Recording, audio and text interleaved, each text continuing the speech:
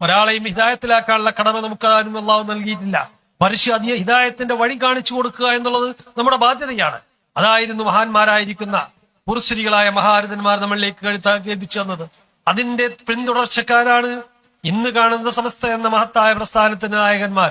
നമുക്കിവിടെ ഭൗതിക വിഷയങ്ങൾ നമ്മുടെ ചർച്ചാ വിഷയമല്ല, മറിച്ച് ദീനിന് വിരുദ്ധമായ ഭൗതിക വിഷയങ്ങൾ വരുമ്പോൾ അതിനെ പ്രതിരോധിക്കുക എന്നുള്ളത് നമ്മുടെ ബാധ്യതയാണ്. മറിച്ച് ഭൗതികമായ വിഷയങ്ങളുടെ താല്പര്യങ്ങളല്ല ഈ പ്രസ്ഥാനത്തെ നയിച്ചുകൊണ്ടിരിക്കുന്നത്, മറിച്ച് ഓരോരുത്തരുടെയും ഈമാനിനെ സംരക്ഷിക്കുക എന്നുള്ള മഹത്തായ ലക്ഷ്യമാണ് സമസ്ത കേരള ജമിയത്തുൽ ഉലമ നയിച്ചുകൊണ്ടിരിക്കുന്നത്. മുഅ്മിന്റെ വിശ്വാസം സംരക്ഷിക്കപ്പെടണം. നമുക്കറിയാം, ഇതാ ഈ പ്രസ്ഥാനം ഇവിടെ കടന്നു വന്നത് വിശ്വാസങ്ങളിൽ നിന്ന് വ്യതിചലിക്കുന്നു എന്ന് മനസ്സിലാക്കിയപ്പോഴാണ് ഈ പ്രസ്ഥാനം കടന്നു വന്നിട്ടുള്ളത്.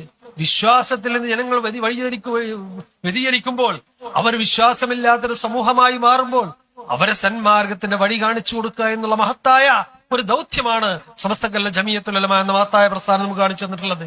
അതിനുവേണ്ടിയാണ് രൂപീകൃതമായിട്ടുണ്ട്. ഒരുപാട് സാധനങ്ങൾ സഹിച്ചിട്ടുണ്ട്. അന്ന് നാം നേരിടുന്ന അതേ പ്രശ്നങ്ങൾ എന്നും നമുക്ക് നേരിടേണ്ടി വന്നിട്ടുണ്ട്, ഇന്നും നാം നേരിട്ടുകൊണ്ടിരിക്കുന്നുണ്ട്. നാം മനസ്സിലാക്കേണ്ടത് വിധേയ പ്രസ്ഥാനം എന്നുള്ളത് ഇതൊരു സാധാ പ്രസ്ഥാനമല്ല. വിധേയ പ്രസ്ഥാനം എന്നുള്ളത് ഇതൊക്കെ തന്നെ നമുക്കറിയാം. ഇതൊക്കെ യഹൂദികളിൽ നിന്ന് കടന്നു വന്ന, യഹൂദി നസാറാക്കളിൽ നിന്ന് കടന്നു വന്ന, ചാരസംഘടനയിലൂടെ കടന്നു വന്ന, ഈ സമൂഹത്തെ ധ്രുവീകരിക്കാൻ കടന്നു വന്നതായിരിക്കുന്ന ഒരു വക്താക്കളാണ് ഇതിന്റെ പിന്നിൽ പ്രവർത്തിച്ചുകൊണ്ടിരിക്കുന്നതെന്ന് മനസ്സിലാക്കണം. ഇന്നത്തെ വിധേയ പ്രസ്ഥാനം എന്നൊക്കെ പറയുമ്പോ ഇതിനെ ഇന്ന് കാണുന്നവരെ സംബന്ധിച്ചിടത്തോളം, അല്ലെ ഇന്നതിൽ പ്രവർത്തിക്കുന്നവരെ സംബന്ധിച്ചിടത്തോളം അവർക്ക് വ്യക്തമായെന്ന് വരില്ല. മറിച്ച് ഇതിന്റെ യഥാർത്ഥത്തിലേക്ക് കടന്നു ചെല്ലുമ്പോൾ, ഇതിന്റെ അടിസ്ഥാനത്തിലേക്ക് കടന്നു ചെല്ലുമ്പോൾ, ഇതിന്റെ തുടക്കത്തിലേക്ക് ചെന്ന് കടന്നു ചെല്ലുമ്പോൾ ഇതൊക്കെ കടന്നു വന്നിട്ടുള്ളത് ഇന്ന് കാണുന്ന, ഇന്ന് ഫലസ്തീനിൽ നമ്മുടെ കുരുന്നുങ്ങളെ എങ്ങനെയാണോ ഇല്ലാതെ ചെയ്തുകൊണ്ടിരിക്കുന്നത്, അവരാ സയനിസ്റ്റിന്റെ വഴിയാണ് ഇതിലൂടെ കടന്നു വന്നിട്ടുള്ള വിധേയ പ്രസ്ഥാനങ്ങളൊക്കെ നാം മനസ്സിലാക്കേണ്ടതുണ്ട്. എന്താ ഒരേ ഒരു ലക്ഷ്യമുള്ളൂ, ഈ മഹത്തായ പ്രസ്ഥാനം, ഈ ദീൻ, ഇതിനെ ധ്രുവീകരിക്കുകയും ഇതിനെ ഇല്ലായ്മ ചെയ്യുകയും ഇതിനെ തീർത്തും തുടച്ചു നീക്കുക എന്നുള്ള അവരുടെ ലക്ഷ്യത്തിന്റെ ഭാഗമാണ്. അങ്ങനെ ലക്ഷ്യത്തിലേക്ക് വിജയിക്കണമെന്നുണ്ടെങ്കിൽ സമൂഹത്തിന്റെ ഇടയിൽ കടന്നു എന്നുകൊണ്ടായിരിക്കണം അത് വിജയിക്കേണ്ടത്. നമുക്കറിയാമല്ലോ, ഇറാനിൽ ബോംബിട്ടു. ഇറാനിലെ ശാസ്ത്രജ്ഞന്മാരെ മുഴുവനും കൊന്നുകളഞ്ഞു. ആരായിരുന്നു ഇതിനെ പിന്നിൽ പ്രവർത്തിച്ചത്? ഇസ്ലാമിന്റെ വേഷത്തിൽ കടന്നു വന്ന, മുസ്ലിമാണെന്ന് ധരിപ്പിച്ച്, എന്ന് മാത്രമല്ല ഇസ്ലാമിന്റെ പ്രസംഗം നടത്തി, മുസ്ലിമിന്റെ പ്രസംഗം നടത്തി, എല്ലാ മേഖലയിലും കടന്നു ചെന്ന് പ്രവർത്തിച്ച ഒരു സയനിസ്റ്റ്, ഒരു യഹൂദി മൊസാദിന്റെ ഒരു സ്ത്രീ ആയിരുന്നല്ലോ ഇന്ന് ഈ കഴിഞ്ഞ സമയങ്ങളിൽ നമ്മുടെ ശാസ്ത്രജ്ഞന്മാരെ മുഴുവനും വധിച്ചതിന് പിന്നിൽ പ്രവർത്തിച്ച കരങ്ങൾ മനസ്സിലാക്കേണ്ടതുണ്ട്. അപ്രകാരം തന്നെ ഇടയിൽ കയറി വന്നുകൊണ്ട് ഈ സമൂഹത്തിനെ ധ്രുവീകരിക്കുകയും ഈമാനെ ഇല്ലായ്മ ചെയ്യുകയും എന്നുള്ള ലക്ഷ്യമാണ് ഇതിന്റെ പിന്നിലൊക്കെ നാം മനസ്സിലാക്കേണ്ടത്. അതിനെയാണ് സമസ്ത എന്ന മഹത്തായ പ്രസ്ഥാനം പ്രതിരോധിച്ചുകൊണ്ടിരിക്കുന്നത്. അതുതന്നെയാണ് ഇന്നും നാം പ്രതികരിച്ചുകൊണ്ടിരിക്കുന്നത്. അതുകൊണ്ട് നമുക്ക് ഒരേ ഒരു ലക്ഷ്യമുള്ളൂ, ഈ മഹത്തായ പ്രസ്ഥാനം നിലനിന്നെങ്കിലേ ഇവിടെ ഈമാൻ നിലനിൽക്കുകയുള്ളൂ, വിശ്വാസികൾ മുഅ്മിനീങ്ങൾ നിലനിൽക്കുകയുള്ളൂ, വിശ്വാസാചാരങ്ങൾ നിലനിൽക്കുകയുള്ളൂ. നമ്മുടെ വിശ്വാസാചാരങ്ങൾക്ക് എല്ലാറ്റിനും അടിസ്ഥാനങ്ങളുണ്ട്, അടിസ്ഥാന ലക്ഷ്യങ്ങളുണ്ട്, അതല്ലെങ്കിൽ അതിന് അടിത്തറകളുണ്ട്, അതിനൊക്കെ ഒരു പാരമ്പര്യമുണ്ട്.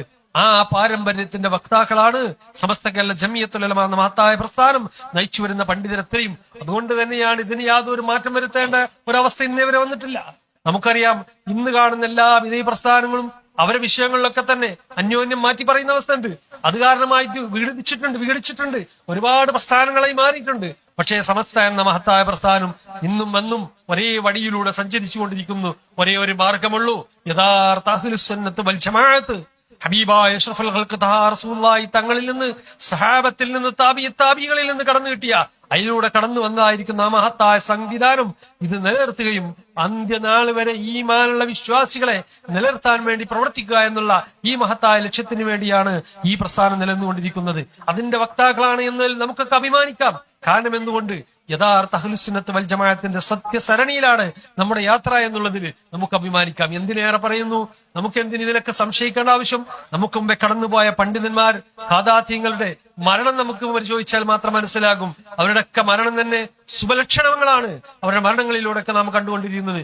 ഈമാനോടുകൂടി കലിമത്തല്ലി ഉറക്ക മരിച്ചല്ലേ മഹാനായ കെ ടി ഇമാൻ ഉസ്താദ് ലക്ഷങ്ങളാണ് നിരത്തിക്കൊണ്ടുള്ള സമ്മേളനത്തിൽ കടന്നിറങ്ങി പ്രസ്ഥാനത്തിന്റെ ബാഹുല്യം കണ്ടുകൊണ്ട് സന്തോഷത്തോടുകൂടി ഇറങ്ങി വന്ന് ആംബുലൻസിൽ കയറി വെപ്പ് വല്ല് മാറ്റിവെച്ച് കലിമത്ത് തൗഹീദ് ലാ ഇലാഹ ഇല്ലല്ലാഹ് ഉറക്കെ ചരിച്ചുകൊണ്ട് മരിച്ചുപോയ കെ ടി ഇമാൻ ഉസ്താദ്, മഹാനായ സയ്യിദ് ഉമർ അലി ശിഹാബ് തങ്ങൾ എങ്ങനെയായിരുന്നു മരണപ്പെട്ടത്? ഈ പ്രസ്ഥാനത്തിന് വേണ്ടി ഉറച്ചെന്ന മഹൽ വ്യക്തിത്വമായിരുന്നു മഹാനായ സയ്യിദ് ഉമർ അലി ശിഹാബ് തങ്ങൾ. ഒരു വിട്ടുവീഴ്ചക്കും തയ്യാറല്ലാത്ത, ഒരു വിധേയത്തിന്റെ ഒരു പ്രസ്ഥാനത്തിനോ അല്ലെങ്കിൽ സമസ്തക്കെതിരെ ഒരു ശക്തിയെയും ഒരു പ്രവർത്തനങ്ങളെയും വകവെച്ചു കൊടുക്കാത്ത മഹാനായ വ്യക്തിത്വമായിരുന്നു മഹാനായ സയ്യിദ് ഉമർ അലി ശിഹാബ്. എങ്ങനെയായിരുന്നു മരണപ്പെട്ടത്? നല്ല ദിവസം മുഹറം റജബ് 1-ാം രാവിലല്ലേ, വെള്ളിയാഴ്ച രാവ്, വീട്ടിൽ നിന്നിറങ്ങുന്നു. വീട്ടിൽ വെച്ചുകൊണ്ട് സഹോദരങ്ങളെ വിളിച്ച് ദുആ ചെയ്യുന്നു, ഫാത്തിഹ സൂറത്ത് ഓതി ദുആ ചെയ്യുന്നു. വണ്ടിയിൽ നല്ല പോലെ കയറുന്നു, വണ്ടിയിൽ കയറി യാത്ര പോകുന്ന വഴിയെ കലിമ ചൊല്ലിക്കൊണ്ട് ഉറക്കമരിക്കുന്നു. മനസ്സിലാക്കണം, ഇതൊക്കെ തന്നെയാണ് നമുക്ക് പാഠങ്ങൾ. മഹാനായ ഫരീദ് ഉസ്താദ് എങ്ങനെയായിരുന്നു മരണപ്പെട്ടത്? ദുആക്ക് വേണ്ടി കുളിച്ച് സന്തോഷത്തില് കുളിച്ച് wudu ചെയ്ത് ദുആ 2 റക്അത്ത് നിസ്കരിച്ച് ഭറായത്തോടെ കിടന്ന് കലിമ ചൊല്ലിക്കൊണ്ട് മരണപ്പെട്ടു പോകുന്ന അവസ്ഥ. ഇതൊക്കെ തന്നെയാണ് നമ്മുടെ പൂർവികരായിരിക്കുന്ന സമസ്തയുടെ സമുന്നതരായ മഹാരഥന്മാർ നമ്മോട് വിട പറയൽ പോലും നമുക്ക് ഇതിന് പാഠമാണ്. അതല്ലെങ്കിൽ നമ്മുടെ വഴി സത്യത്തിന്റെ സരണിയാണെന്നുള്ള എനിക്ക് ഏറ്റവും വലിയ തെളിവാണ്. മറ്റൊന്നിലേക്ക് നമ്മൾ പോകണ്ട, നമുക്ക് ദേ ഒന്ന് മാത്രം മതി. മഹാനായ ശംസുൽ വഫാത്ത് നമ്മളൊക്കെ അറിയില്ലേ? എങ്ങനെയായിരുന്നു ശംസുൽ വഫാത്ത്?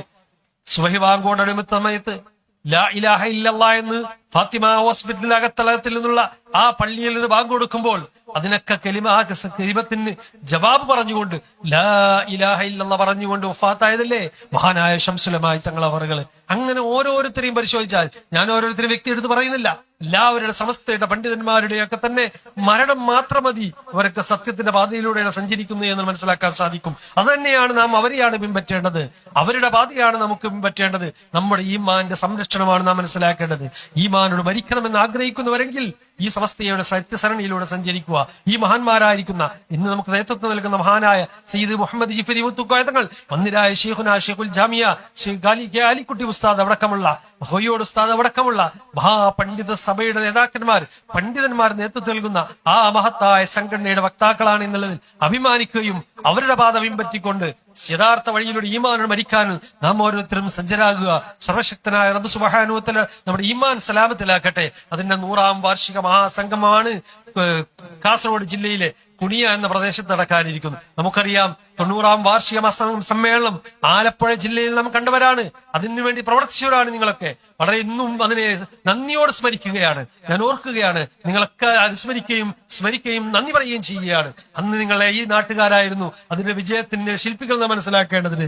അതോടെ നിങ്ങൾ ഇതൊരു ഒരു വടക്കേ അറ്റം എന്ന് മനസ്സിലാക്കണ്ട.